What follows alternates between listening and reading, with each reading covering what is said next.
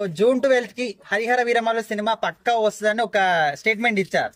So ఇప్పుడు social media ఇలా ఎట్లా అంటే లేదు 12th కూడా రాదు, పోస్ట్ పోన్ అయ్యింది అని మళ్ళీ ఒక న్యూస్ వచ్చింది. సో ఎంతవరకు నిజం అనుకోవచ్చు? వస్తే వాళ్ళు చూడరు అట్లా. 12వ తారీఖు నాడు సినిమా వస్తే చూడొద్దని చెప్పు. ఎవరైతే లైవ్ పెట్టి వాయించేస్తున్నారో వాళ్ళకి చెప్పు.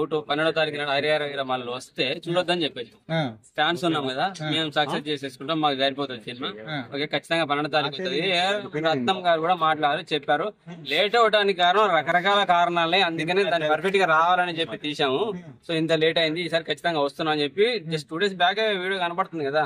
ఈ రోజు లైవ్ పెట్టేసుకొని సావ కొడుతున్నారు. అదే మీరు అట్నే సావర్రి, ట్రోలింగ్ చేసుకునే సావర్రి. ఒకసారి అభిమానులు దొరికిరానుకో కింద ఇగో జాగ్రత్త, మరి ఎక్కడ ఏం పెట్టాలా అవి పెడతారు. మంచి సినిమా, చరిత్రకు సంబంధించింది అంటున్నారు. మాక్సిమం రియల్ స్టోరీ అయితే కాదని చెప్పారు ఏం రత్నం గారు కూడా. ఫిక్షనల్ గానే ఊహించి తీసుకున్న స్టోరీ. ఆ టైంలో ఉంటే ఎలా ఉంటది, మన పవన్ కళ్యాణ్ లాంటి ఉంటే ఆయన ఎలా చేస్తారని చెప్పి పర్ఫెక్ట్ గా వస్తున్నది. చాలా నీట్ గా ఉన్నది, ఎక్కడ కాంప్రమైజ్ అవ్వలేదు. ఇంకా పార్ట్ 2 ఇంకా అంతా ఇన్నిసార్లు ఇది పోస్ట్ పోన్ పార్ట్ 2 గురించి ఎందుకు మాట్లాడతారు? ఇంత ఇబ్బంది పెడుతున్నాడు అని అనుకుంటే ఒక పవన్ కళ్యాణ్ ఏం రత్నం ఇబ్బంది పెట్టాడు అనుకుందాం. పార్ట్ 2 గురించి ఎందుకు మాట్లాడతారు ఈ 2 రోజుల్లో? అవసరం లేదు కదా, రాదు కదా, తీయడు కదా. ఇంత ఇబ్బంది పెడతా నాకు అవసరం లేదు అనుకుంటారు కదా. సో ఇటువంటి ఏం పట్టించుకోవద్దు, పుకార్లను పెట్టించుకోవద్దు. ఏదో అంటారు కదా పచ్చకాయలు వచ్చిన లోకం అంతా పచ్చగా కనపడుతుంది. సో అలాగే ఆలోచిస్తున్నారు వాళ్ళందరూ. సో దాని గురించి పట్టించుకోవద్దు. ఖచ్చితంగా సినిమా వస్తుంది, వచ్చి తీరుతుంది. ఎక్కడ హంగామా జరగాలో అక్కడ జరుగుతుంది. హ్యాపీగా ఎంజాయ్ చేస్తాం. హరిహర వీరమల్లు అంటే సో ఒకసారి ఆలోచించుకోండి. ఒక్కొక్కటి హరిహర ఆదులు కనిపిస్తాయి.